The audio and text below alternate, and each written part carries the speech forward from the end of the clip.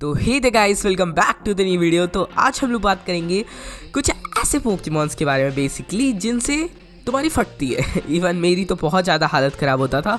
अब देखो सीन ये है ना कि सारे पोकेमॉन्स क्यूट होते हैं, सब पोकेमॉन बहुत अच्छे होते हैं भाई। एक्सेप्शन हर चीज़ में होता है, सिर्फ केमिस्ट्री और फिजिक्स में नहीं, इसमें भी होते हैं, ठीक है।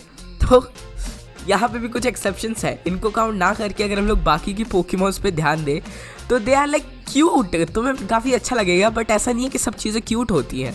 आज का ये जो वीडियो है ना, काफ़ी लिमिटेड लोगों को ही समझ आएगा, क्योंकि कुछ ही ऐसे बच्चे होते हैं मेरी तरह जिनको क्यूट चीज़ों से भी डर लगता है, या एक्चुअली उनसे एक अलग ऑरा निकलता है। अब मैं यहाँ पे लुकारियो नहीं बना घूम रहा हूँ, बस मैं तुम्हें बता रहा हूँ। मैं तुम्हें चलो कुछ ऐसे पोकेमॉन के बारे में बताता हूँ जिससे देख के ना तुम्हें क्रीपी वाइब्स आएंगी। नॉट एग्जैक्टली तुम्हारी फट जाएगी, तुम पैंट में मुँह दोगे, ऐसा कुछ नहीं है। बेसिकली उनसे बस थोड़ा सा ऐसा डर लगता है, उनकी कुछ ऐसी चीज़ें हैं। तो चलो यार आज की इस वीडियो को शुरू करते हैं। पहला पोकेमॉन जिससे मेरी आज तक नहीं पटी, एंड कुछ ऐसे बच्चे होते हैं, ठीक है, तुम में से भी कुछ लोग ऐसे होंगे जो कि जोकर से उनकी बिल्कुल नहीं बनती। अब ये वाला जोकर हो, ये वाला जोकर हो, या फिर ये हो सस्ती कॉपी, डर तो भाई लगता ही है। पता नहीं क्यों, लेकिन जब से मैं जोकर कुछ ऐसे मूवीज़ देखे हैं ना, मेरी हालत ख़राब हो चुकी है एंड मुझे जोकर तक से डर लगता है। बचपन में जब मैं मिस्टर माइम को देखता था भाई, मेरे से नहीं देखा जाता था, पता नहीं क्यों, लेकिन मुझे मिस्टर माइम बहुत क्रीपी लगता था। अब ऐसा नहीं कि सिर्फ मुझे ही क्रीपी लगता है और कुछ लोगों को ही नहीं, पोकेमॉन कंपनी भी काफ़ी बार मिस्टर माइम को काफ़ी क्रीपी लगाई है। जैसे कि ये वाले सीन में देखो मिस्टर माइम कितना ज़्यादा क्रीपी लुक दे रहा है। मिस्टर माइम के बारे में ऐसा भी कहा जाता है कि उसके क्लोज रिलेटिव क्यों ना मर जाए, उसके माँ बाप क्यों ना मर जाए, लेकिन मिस्टर माइम हमेशा हंसता रहता है। समझ रहे हो, मतलब उनकी फ्यूनरल के सामने वो बैठ के हंसेगा। जोकर वाली जो मूवी थी एंड जो मिस्टर माइम की डिटेक्टिव पिकाचू मूवी थी, दोनों 2019 में आई थी। इसी कारण मैं तो और ज़्यादा डिप्रेस और डरावना लगने लग गया था मुझे मिस्टर माइम। जरूरी नहीं है कि हर पोकेमॉन तभी डरावना लगे जब वो देखने में डरावना हो या फिर उसकी कुछ हरकतें अजीब हो, लाइक मिस्टर माइम। कुछ पोकेमॉन ऐसे भी होते हैं जिनके अपीयरेंस थोड़े अजीब होते हैं एंड तुम नहीं चाहोगे कि वो चीज़ तुम पे ट्राई हो। फॉर एग्जाम्पल, मुझे जीन्स का सपना आया था, कसम से, लाइक आई स्वेयर, इतना गंदा सपना था। तुम्हें पता होगा जीन्स की स्पेशलिटी क्या है, ठीक है। अगर तुम जीन्स पोकेमॉन को देखे हो तो तुम्हें पता होगा उसके इतने बड़े बड़े होठ होते हैं। जितना बड़ा तुम्हारा मुंह नहीं होगा उतना बड़ा तो उसके होठ है। एंड जैसे कि मैंने बताया कि भाई मैं झूठ नहीं बोलूँगा, कसम से मुझे बचपन में सपना आया था कि मेरा पेपर था मैथ का एंड मैं उठ नहीं रहा था, तो मुझे जीन्स अपने बड़े बड़े होठों का यूज़ करके, समझ रहे हो ना, मुझे जगाती है। ऑफ कोर्स मैथ का पेपर तो तब ना दूंगा जब मैं जिंदा बचूंगा, बट ऐसे किसके बाद मुझे नहीं लगता कि मैं सपने में भी जिंदा बचा था। नेक्स्ट पोकेमॉन है मैलामार। अगर तुम्हें ऐसे लगती है कि मैलामार से सिर्फ रियल वर्ल्ड के बच्चे डरते हैं इंक्लूडिंग मी, तो ऐसा बिल्कुल भी नहीं है गाइस। पोकेमॉन वर्ल्ड के अंदर भी जनरली जहाँ पे ऐश केचम कोई पोकेमॉन से नहीं डरता, वो आर्शियस के कंधे पे बैठा हुआ जिसने पूरे पोकेमॉन वर्ल्ड को बनाया है, वो मैलामार से भी डरता है। अब ऐसा सीन ये है क्योंकि अगर तुम्हें नहीं पता, मैलामार के बारे में ऐसा बोला जाता है उसके पास सबसे ज़्यादा स्ट्रॉन्गेस्ट हिप्नोसिस पावर है। यानी कि कितना भी स्ट्रॉन्ग पोकेमॉन क्यों ना हो, कितना भी स्ट्रॉन्ग लेजेंडरी पोकेमॉन क्यों ना हो ओपोनेंट में, मैलामार विद इन अ सेकेंड उसको अपने कंट्रोल में ले सकता है।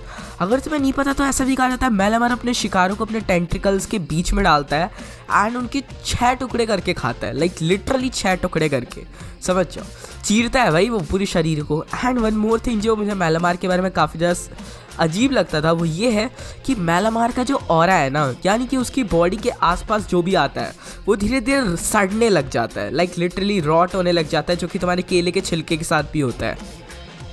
कुछ लोग तो ये भी कहते हैं कि पोकेमॉन वर्ल्ड के अंदर जब भी हिस्ट्री चेंज हुई है, सबके पीछे मैलामार है, क्योंकि जैसे मैंने तो बताया कि मैलामार की पावर किसी को भी कंट्रोल कर सकती है। इट डजंट मैटर तुम्हारे सामने आर्शियस है या फिर कोई भी है, उसको कोई फर्क नहीं पड़ता। ओके, नेक्स्ट पोकेमॉन, एंड कसम से कहना नहीं चाहिए, बट मैंने लिटरली ये एपिसोड देखने के बाद ये कर दिया था। ओके, मुझे कुछ जज नहीं करेगा, ठीक है, मैं उसमें काफ़ी छोटा था, तुमने भी किया है, चुप करो और सुनो बात पूरी, ठीक है। अगर तुम्हें नहीं पता क्या, सुनते जाओ भाई।